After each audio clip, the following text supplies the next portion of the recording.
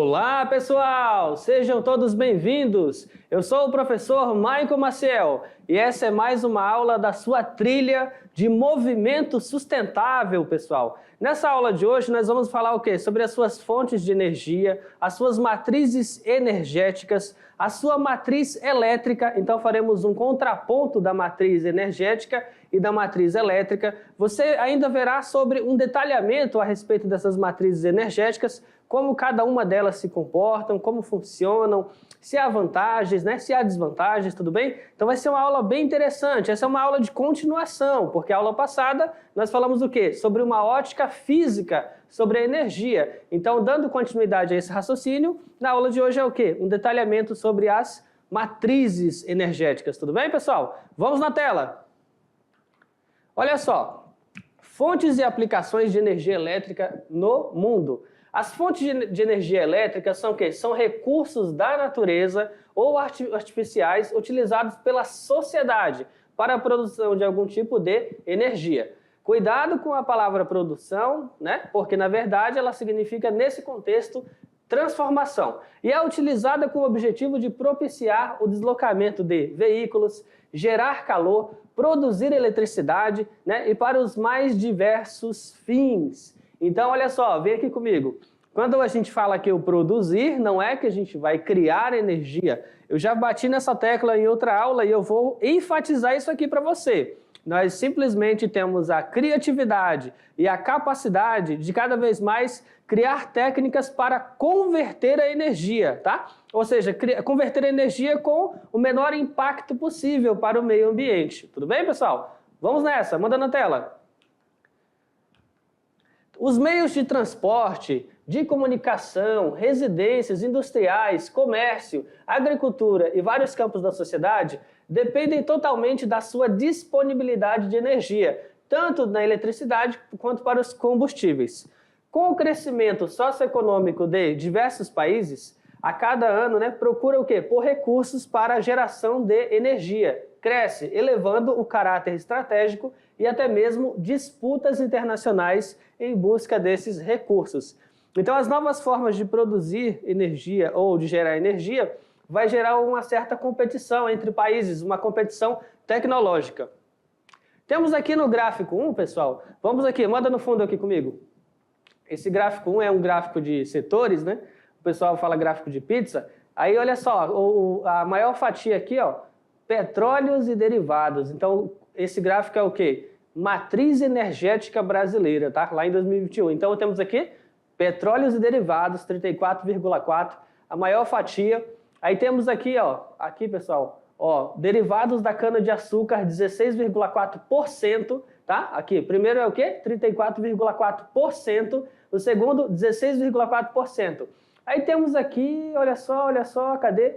8,7% lenha e carvão vegetal, ainda ali acima carvão mineral, ó, 5,6%, o nuclear, ó, quanto ali? 1,3%, um pouquinho, e a hidráulica, olha só, fonte energética hidráulica, 11%. Aí você fala, ah, professor, aqui no estado de Rondônia, você tem o quê? Usinas hidrelétricas, tem termoelétrica? Tem termoelétrica? Temos fontes de energia fotovoltaica, né? Então, dentro desse gráfico, o seu estado aqui, ó, ele está sendo representado o quê? Apenas 11%, né? Não é isso? Mas a maioria da produção da sua matriz energética é o quê? Derivados do petróleo. Vamos lá, pessoal, manda na tela. Então, esse gráfico é interessante porque mostra essa distribuição, né? Bem desigual. É uma característica que está em mudança, né? A cada ano ou a cada ainda década isso pode passar por transformações. Aqui temos um comparativo do que seria a matriz elétrica, já em 2022. Nesse caso, olha só, manda no fundo aqui. Nesse caso, perceba que a matriz elétrica, ela está, o quê? 56,8%, né? Hidrelétrica, vai ser baseada em hidrelétricas. Você vai ter aqui eólica em 10,6%, ó, biomassa 8,2%, solar apenas 2,5%. Aí você fala, ah, então aquele pessoal que tem as placas fotovoltaicas, essa matriz energética ainda está sendo pequena, né? Em comparação, por exemplo, a hidrelétrica ou a biomassa. Ó, o gás natural, 12,8%. Aí você fala, ah, entendi, professor. Então, as fontes de matrizes energéticas do Brasil são bastante desiguais. Sim, né? Isso é graças a um histórico de desenvolvimento, um histórico de tecnologia, e por isso mesmo que esse gráfico, esse setor de pizza, com o passar do tempo, a tendência é que ele também sofra transformações, né? Ora para uma fatia aumentar ou outra diminuir. Vamos nessa! Aqui no gráfico 3 temos o quê? Fontes renováveis e não renováveis para a geração de energia elétrica no Brasil e no mundo. Então, no Brasil, você vai ter o quê, pessoal? 83% vai ser o quê? De energias renováveis, enquanto que apenas 17% energias não renováveis. No mundo, olha só, temos que 27% é o quê? De energias renováveis e 73% de energias não renováveis. Significa que o Brasil, a média do Brasil, comparada com uma média mundial, no quesito energias renováveis, nós estamos com essa, vantagem. Olha só, 83%. Enquanto que no mundo apenas quanto? 27%. Falou, pô, bacana, interessante isso. Você sabia disso? Ou seja, o país está agindo em cima de energias que vão ter um olhar ambiental, né? Para o planeta, para a nossa casa. Tudo bem? Vamos nessa. No Brasil, a fonte de energia mais utilizada é a hidrelétrica. No entanto, problemas atuais como a escassez da chuva e, consequentemente, a evaporação das águas dos rios têm levado ao desenvolvimento de outras fontes de energia, né? Alternativas, por exemplo, a solar e a eólica. Aí se você for refletir sobre isso, você de repente pode ficar pensando assim, ah, professor, então se a energia hidrelétrica ela vai ser a fonte renovável, energia limpa, né? Quase não vai ter impactos, e eu falo quase porque ela tem alguns impactos, a gente vai falar, mas ela quase não vai ter impactos. Então, por que todo lugar, todo país, todo estado não investiria em hidrelétrica? Pessoal, para poder investir em hidrelétricas, você tem que ter o quê? Tem que ter uma disponibilidade, tem que ter uma malha, né? Hidroviária, no caso, tem que ter uma malha disponível para isso. Então, assim, não é todo o país que tem essa disponibilidade de recurso natural, essa fonte, né, de força ou energia potencial das águas. Então, o Brasil ele é muito rico nisso. Se ele tem disponibilidade, ele pode muito bem saber utilizar ou explorar essa disponibilidade. Alguns estados do Brasil não vão ter, então eles vão ter que apostar em outra forma de energia, tá? Alguns países quase não vai ter rio ali passando sobre ele, que ele não possa aproveitar uma hidrelétrica, ele vai ter que apostar em outra forma de energia. Se ele não aposta em outra forma de energia, ele vai ser obrigado ao quê? Comprar energia dos seus vizinhos, tudo bem? Vamos nessa. Energia eólica, a primeira delas aqui, ó. A energia eólica, pessoal, vai ser o quê? É produzido pela força dos ventos, utilizada para bombear água e produzir eletricidade. Muitos países estão escolhendo a energia eólica, né, por ser uma fonte limpa e de fácil implementação, tudo bem? Uma fonte de energia limpa e fácil implementação. Então você vai ter o vento aqui, ó, a força do vento é uma corrente de convecção, e essa corrente de convecção vai girar as pás, ok? E o giro das pás está acoplado a um eixo do rotor, alteração do seu fluxo magnético e indução de corrente. Então aqui, ó, ainda que seja pouco representativa em relação às outras fontes de energia, ela vem ganhando espaço no cenário mundial. E aí manda aqui comigo, vamos lá, manda aqui no fundo, olha só. Aí você fala, novamente aquela questão, já que ela é uma energia, ó, fonte limpa, né? Ah, então é só colocar as pazinhas lá, professor? Então vai gerar, né, a energia, transformar. Bom, não é tão simples. Não é todo o estado brasileiro que tem essa disponibilidade, entende? Então ela vai estar em locais mais propícios a você ter fortes convecções. Porque se você colocar essas pás, né, essas turbinas em estados onde você tem uma baixa convecção ou o vento não seja o suficiente para poder estar gerando, você investiu numa matriz energética que não está dando muito retorno. Agora, por exemplo, naquela região ali do litoral do Brasil, você vai ter fortes convecções, naquela região é interessante ter esse tipo de energia, tudo bem? Então, assim, a vantagem ou desvantagem de tê-la depende do seu recurso, naquele ponto, naquela condição. Tudo bem, pessoal? Eu falei a questão da parte de ser limpa e de ter vantagem, né? Eu falei essa parte aqui. Pequenas desvantagens vai ser a questão do poluição sonora, tá? Então, quem mora muito próximo desse tipo de turbina vai relatar problemas no sentido de estar sendo incomodado pelo barulho, pelo ruído, ok? Essa é uma das possíveis reclamações. E a outra é que você pode ter o quê? Aves migratórias que podem o quê? Serem acertadas por essas pás. Então tem um movimento ambiental que briga contra isso, né? Porque algumas localizações dessas pás ou turbinas estão em rotas migratórias de aves, então pode acertá-las, tudo bem? Manda na tela. A energia eólica transforma a sua energia mecânica, ó, em energia elétrica, através do quê? Aerogeradores. Espécies do que o pessoal chama aqui, ó, comumente de catavento, né? Popularmente falando, é um catavento. Ou ainda moinhos localizados em espaços abertos que possuem grande incidência, o que eu acabei de falar aqui, grande incidência de correntes de ar de vento. Alguns dos impactos que causam é o quê? Poluição visual, poluição sonora, tudo bem? Então temos um esquema aqui, ó, o que ele chama de catavento, uma transformação, ó, transformador, transformar a energia, uma subestação, né, e a sua transmissão de energia. Então, ora você vai fazer uma transformação de energia de um tipo, né, mecânico em outro, elétrico. Ora você vai mudar o tipo de corrente elétrica de uma forma para outra. Na subestação você vai subir a tensão, né? Então ele vai passar por um transformador ou um gerador, ele vai subir a tensão. Subindo a tensão ele vai ter capacidade de fazer essa transmissão de energia. Temos ainda também a energia solar, pessoal. Aqui, ó, energia solar é o quê? Produzida pela energia dos raios solares e, portanto, é o quê? Inesgotável na natureza, tá? É uma das mais exploradas na atualidade como forma de energia alternativa limpa e não poluente, tá? Então temos aqui uma representação.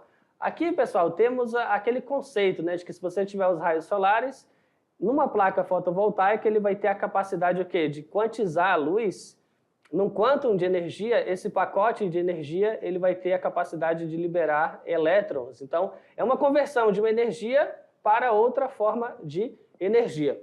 Quando a gente fala aqui também que essa energia é limpa, vem aqui comigo, olha só. Quando a gente fala que essa energia é limpa, tem que pensar o seguinte, tá? Tem muitas placas solares, está se investindo bastante em placas solares, tá?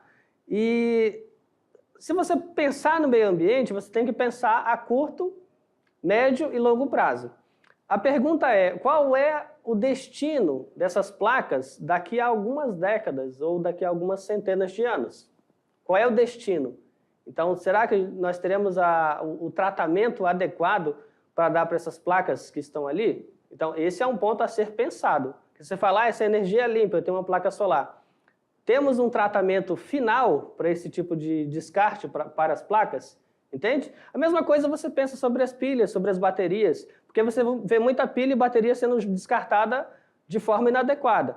Essas placas, no futuro, numa possibilidade de não terem mais utilização ou aplicação, o descarte delas tem que ser pensado, tá? Corretamente. Vamos lá, pessoal, manda na tela. Temos aqui, olha só, uma representação. As placas solares e as células fotovoltaicas estão sendo muito utilizadas nas residências, de forma que captam a energia solar e depois transformam em energia elétrica, tá? Então aqui a representação, ó, painel solar converte a luz solar em corrente contínua, depois você vai ter um inversor de corrente elétrica contínua em alternada, ou seja, aquela corrente elétrica que está só em um sentido, ele vai transformar numa corrente elétrica alternada, tudo bem? Terceiro, ele vai ter o quê? Energia requerida pelo estabelecimento, ele vai analisar esse consumo, e aqui a energia que pode ser excedente, ou seja, aquela energia que a placa fotovoltaica converteu, que a casa recebeu e não utilizou, ele vai devolver para a rede como energia excedente, tá? Então aqui são utilizadas também para o aquecimento de água, nesse caso, transformação para energia térmica. Olha só, pessoal, temos a biomassa. A utilização da biomassa consiste na queima de substâncias de origem orgânica para a produção de energia, correndo por meio de combustão de materiais, né, como a lenha, o bagaço da cana e outros resíduos agrícolas, né? Restos de florestas e até o quê? Excrementos de animais. Então, nesse caso da biomassa, é um tipo de energia transformada para outra, né? Combustão, aqui, térmica, elétrica. É considerada uma fonte de energia renovável, porque o dióxido de carbono produzido durante a queima é utilizado pela própria vegetação na realização da fotossíntese, o que significa que, desde que haja controle, o seu uso é sustentável, né, por não alterar a macrocomposição da atmosfera terrestre. Então, nessa queima, ele vai liberar um gás, né, gás carbônico, e contanto que essa quantidade seja bem pensada, ele pode liberar essa quantidade de gás carbônico numa condição em que ele possa ser absorvido pelas plantas. Essa é a ideia da biomassa. Temos a energia nuclear. A energia nuclear ou atômica é uma das mais perigosas, uma vez que pode causar danos irreversíveis ao planeta. Ela é proveniente de elementos radioativos, sendo obtidos a partir da fissão nuclear, né? No caso, a fissão do átomo do urânio e do tório. O custo da geração de energia a partir das usinas nucleares é relativamente alto e seu sistema muito complexo, tá? Muito complexo. Então, no Brasil, olha só, pessoal, manda no fundo aqui. Temos a representação aqui, né, da fissão do átomo. A fissão do átomo vai liberar energia. Essa energia vai ser capaz de pressionar um gás, esse gás vai gerar a turbina, produzir energia. Aí você fala, professor, então a energia é direto do átomo. Você consegue fazer a fissão do átomo e a partir dessa cadeia, né, de comando ele produz e transforma energia. Mas aí, pessoal, existem perigos associados a isso. No caso da energia nuclear, o rejeito, né, ou seja, o que você vai ter que, como produto final, além da própria energia, é algo que tem que ser muito bem controlado, né? Pode ser danoso ao meio ambiente. Então, esse tipo de energia está mais em desuso. No Brasil, você vai ter Angra 1, Angra 2, ok? Ele não é tão popular, exatamente por essa condição de que o seu rejeito pode ser prejudicial ao meio ambiente. Vamos nessa, pessoal. Vantagens. São mais baratas na implementação, manutenção e transporte, são as mais conhecidas e utilizadas em diversos países, uma vez que possuem um elevado rendimento energético, né? Em comparação com as energias renováveis. Então, assim, é uma energia perigosa, mas produz bastante energia, né, a partir da fissão. Seu uso tem gerado muitos pontos de trabalho, né, sobretudo em países subdesenvolvidos, contribuindo para a melhoria da economia e da distribuição de renda. Aí você fala, professor, então esse seria o lado bom da energia nuclear. E a desvantagem? Gera o quê? Muitos poluentes, esse é o enorme problema, possui um elevado impacto ambiental, por exemplo, o quê? O aquecimento global, contribui para o aquecimento global, chuva ácida, perda da biodiversidade, bem como o esgotamento das fontes. Os gases liberados pela queima desses combustíveis poluem o ar e contribuem para o aumento do efeito estufa e do aquecimento global. Ou seja, isso é tudo que nós não queremos, né, pessoal? Então, realmente são enormes desvantagens. Muitos acidentes causados pelos combustíveis fósseis e nucleares, né, derramamento de petróleo, explosão de usina nuclear, são extremamente degradantes e podem acabar com o ecossistema ou poluir uma área ao longo tempo. Temos a energia geotérmica. Nesse caso, a energia geotérmica ou geotermal é obtida pelo calor proveniente do interior do planeta Terra. Trata-se de uma fonte de energia alternativa que produz o quê? Eletricidade através das centrais geotérmicas, que perfuram o solo até atingir o interior da Terra, tá? Olha aqui a representação da geotérmica. Fonte de energia muito antiga, já era utilizada pelos povos da antiguidade, seja para cozinhar ou aquecer casas. Embora seja uma energia limpa, né, ou dita renovável, se utilizada de maneira inadequada, pode trazer diversos danos ao planeta, né? Como que a sua própria alteração geológica. Então aqui a representação, calor da Terra, produz o vapor de água, ele pode utilizar aqui, né? O vapor, condensador, vapor, força do vapor, turbina e alternador, ou seja, para você mudar de corrente contínua para alternada. E aqui a sua transmissão de energia. Temos a partir das marés, né? Olha só, a coluna de água oscilante Nesse caso, essas construções possuem em sua base uma abertura por onde as ondas entram, fazendo com que o ar que se encontre no seu interior fique à altura da entrada, né, sob pressão, sendo por isso expelido por uma abertura que se encontra em outro extremo. Ao sair, quando a turbina que produz eletricidade, quando a água recua, é criada uma baixa pressão no interior, pelo que o ar se encontra, né, no exterior, é sugado, fazendo girar novamente a turbina ao entrar. Então, essa energia, a partir das marés, ela leva em conta de que essa maré vai chegar, produzir uma variação na pressão. Quando ela vai embora, ela vai produzir outra variação na pressão e você vai ter essa turbina girando, né, tanto na ida quanto na vinda.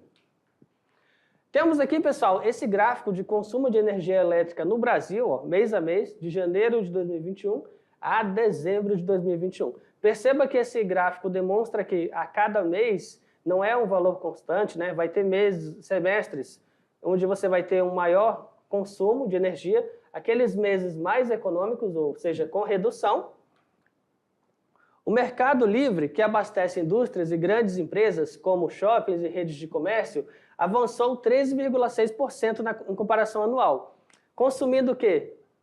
22.244 megawatts médios, ou ainda 34,5% do total demandado pelo Sistema Interligado Nacional.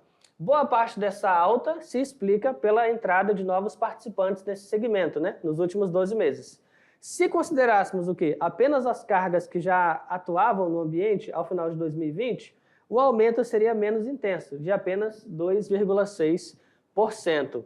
Aqui, ó, nesse gráfico temos o quê? Consumo para ramos de atividade econômica. Então, aqui, ó, para veículos você vai ter o maior consumo, né? Indústria têxtil, o segundo maior consumo. Metalurgia, o terceiro maior consumo. Então, aqui tem uma sequência, né, de ramos de atividade e a sua representação gráfica em cada um deles. Ou seja, vai ter setores como o caso aqui de saneamento, que vai ser o quê? Apenas 1%. Então, bem inferior, por exemplo, à região do comércio, que é 10%. Vamos lá, pessoal, uma questãozinha Enem. Muitas usinas hidrelétricas estão situadas em barragens. As características de algumas das grandes represas e usinas brasileiras estão apresentadas no quadro abaixo. Então, temos um gráfico aqui, ó, um quadro usina de Tucuruí, Sobradinho, Itaipu, Ilha Solteira e Furnas, tá? Aí temos essa descrição da sua área alagada, da sua potência e do seu sistema hidrográfico. A razão entre a área da região alagada por uma represa e a potência produzida pela usina nela instalada é uma das formas de estimar a relação entre o dano e o benefício trazidos por um projeto hidroelétrico. Então, eu tenho que comparar o que ela produz, né, o que ela tem de bom e o que ela pode ser de não interessante. A partir dos dados apresentados no quadro, o projeto que mais onerou o ambiente em termos de área alagada por potência foi, vamos olhar aqui, olha só, no quadro, a usina de Sobradinho é a que apresenta a maior área alagada, tá? Então, 4.214, vamos dar uma olhadinha aqui? Aqui, ó, tá? 4.214, ok? E a menor potência, aqui, ó, 1.050, então ela tem a menor potência. Desse modo, ela é a que causou um maior impacto ao ambiente em relação à produção de energia elétrica por área alagada, tá? Aí, nesse caso, se eu for comparar aqui, ó, Tucuruí 1,75, Itaipu 9,33, Ilha Solteira 3 e Furnas 0,90. Então, nesse caso, seria o quê? Sobradinho, tá? Alternativa I. Questão 2. Uma maior disponibilidade de combustível fóssil, como acontece com as crescentes possibilidades brasileiras, é a fonte de importantes perspectivas econômicas para o país.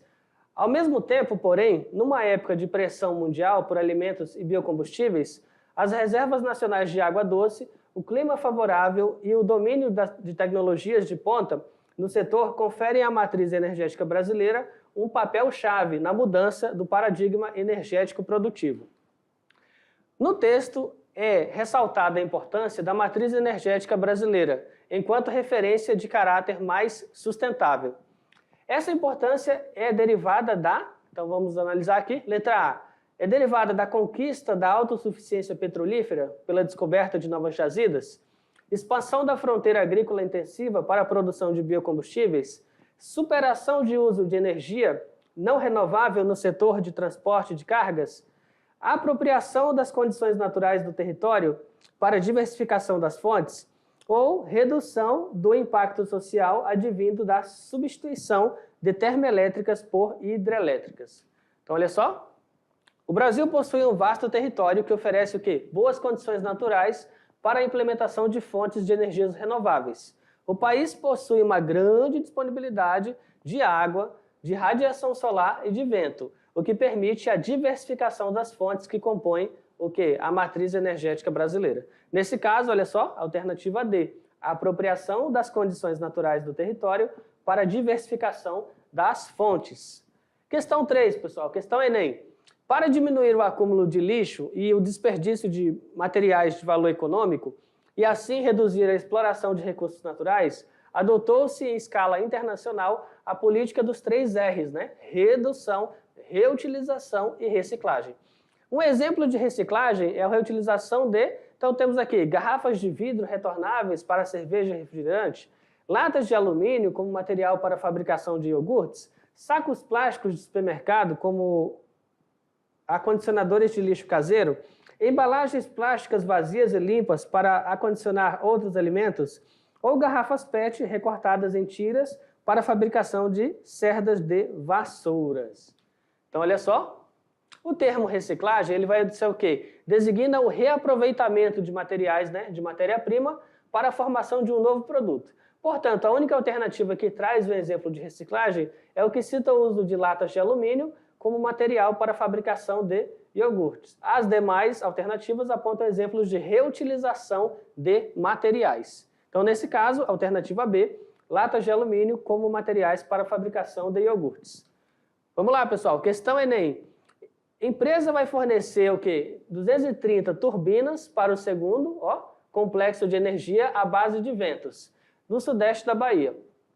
O complexo eólico Alto Sertão, em 2014, terá capacidade para gerar 375 megawatts, total suficiente para abastecer uma cidade de 3 milhões de habitantes, tá? Então aqui Matos busca bons ventos e fecha contrato, né? Aqui 2012. A opção tecnológica retratada na notícia proporciona a seguinte consequência para o sistema energético brasileiro. Então, letra A, redução da utilização elétrica. Letra B, ampliação do uso bioenergético. Letra C, expansão das fontes renováveis. Letra D, contenção da demanda urbano-industrial. E letra E, intensificação da dependência geotérmica. Segundo o texto, uma empresa fornecerá 230 turbinas para o segundo complexo de energia elétrica à base de ventos.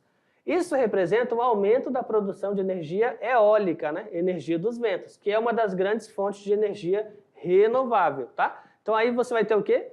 Alternativa correta, C, expansão das fontes renováveis. Tudo bem, pessoal? Então olha só, vem aqui comigo. Vem aqui comigo. É a sua vez, agora é a sua vez, vamos colocar a mão na massa, pessoal. Agora, olha só, vocês vão fazer a atividade, né, das aulas 37 e 38, sendo elas aqui, você vai fazer uma pesquisa, né, pesquisa sobre a porcentagem da distribuição da matriz energética ou elétrica no estado de Rondônia. Você vai citar, né, quantas usinas hidrelétricas você tem, qual é a produção elétrica ou energética de cada uma delas, vai analisar se no estado possui termoelétrica, qual é a termoelétrica, qual é a sua capacidade, vai comparar a vantagem ou desvantagem da existência dessa termoelétrica, tudo bem? Ainda vai o quê? Num segundo momento, você vai analisar se você conhece ou já viu uma placa solar ou fotovoltaica, vai fazer uma pesquisa sobre a Rovema Energia e descobrir qual é a capacidade de energia deles, vai fazer o quê aqui, do seu ponto de vista, né? Essas fazendas de energia solar, elas colocam algum risco ao meio ambiente, então você vai fazer uma pesquisa, vai analisar isso e discutir. Tudo bem, pessoal? É isso. Tchau, tchau, pessoal. Até a próxima.